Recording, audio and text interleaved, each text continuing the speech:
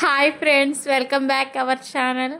మా ఛానల్ ఫస్ట్గా చూసేవాళ్ళంటే సబ్స్క్రైబ్ చేయండి, లైక్ చేయండి, షేర్ చేయండి. అంతకన్నా ముందు మా వీడియోని స్కిప్ చేయకుండా చూడండి. ఏందబ్బా ఈ అమ్మాయి ఇల్లడలడ వాగుతుంది, ఇంకా చేసే రెసిపీ ఏందో చెప్పలేదు అనుకుంటున్నారా? ఈరోజు అయితే ఎండు చేపల రెసిపీ అయితే చేయబోతున్నానండి. ఈరోజు కొంచెం జలుబుగా ఉంది. జలుబుకి మంచి మెడిసిన్ అండి ఇది. బాగా వేడి వేడి అన్నంలో ఈ పులుసు వేసుకొని తింటే అబ్బా అసలు మాటలే ఉండవండి అసలుకి. అట్లా ఈ చేపలకి తల అయితే తీసేస్తుంది, ఎందుకంటే చేదు ఉంటాయి తల ఉంచుకుంటే. అట్లా వాటికి చక్కగా తీసేసిన తర్వాత వేడి నీళ్ళతో వాష్ చేసేసుకోవాలి. మామూలుగా మనం పులుసు ఎలా పెట్టుకుంటామో అలాగే పులుసు అయితే పెట్టేసుకోవాలి. పోపు వేసేసుకున్నాను. ఏముంది మనం వేసుకునేటివి ఆవాలు, జీలకర్ర, మెంతులు అవన్నీ వేసేసుకుంటాం. పులుసుకైతే కొంచెం మెంతులు అయితే బాగా పడాలా. అట్లా ఆనియన్స్, తెల్లవాయలు అవన్నీ వేసేసుకున్నాం. తర్వాత మనకు ఎర్రగా వేగిన తర్వాత టమోటాలు అయితే వేసేసుకోవచ్చు. కొంచెం ధనియాల పొడి అవన్నీ వేసుకోవచ్చు.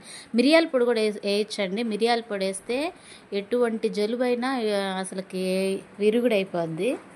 ఇది వర్షాకాలంలో అయితే చేసుకొని తింటే అండి అబ్బా అసలుకి భలే ఉంటుందండి. అసలుకి ఆ వానలో వేడి వేడి అన్నంలో ఎండు చేపలు పులుసు వేసుకొని తింటే అబ్బా మాటలే ఉండవు అసలుకి. ఇంకేముందండి, ఇంకా చూడండి అమ్మ, నువ్వు చెప్పింది చాలే అమ్మ, ముందు పులుసు ఎలా చేయాలో చెప్పాలంటారా? చూస్తూ ఉండండి. పసుపు, కారం అవన్నీ వేసేసాను. చింతపండు పులుసు పోసేసాను. పులుసు చిక్కబడిపోతే మనం ఇంక దించేసుకోవడమే.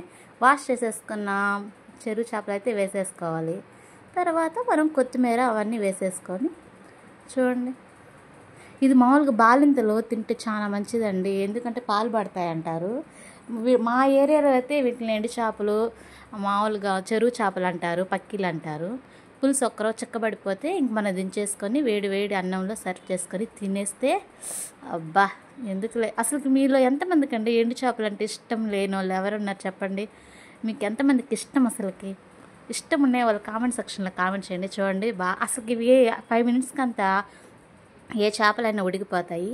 వేడి వేడి అన్నంలో ఆ చేపల కర్రీ వేసుకొని తింటే నా సామిరంగా టేస్ట్ అయితే భలే ఉంటుందండి. మీరు ట్రై చేయండి. ఇష్టపడని వాళ్ళు కూడా ఇష్టపడతారు, అంత బాగుంటుందండి. నేను మాటలతో చెప్పేది కాదు, మీరు ట్రై చేయండి. చూడండి, ఒక్కొక్క చేప పెట్టుకొని ముద్ద తింటే అబ్బా భలే టేస్ట్గా అయితే బాగా కుదిరిందండి.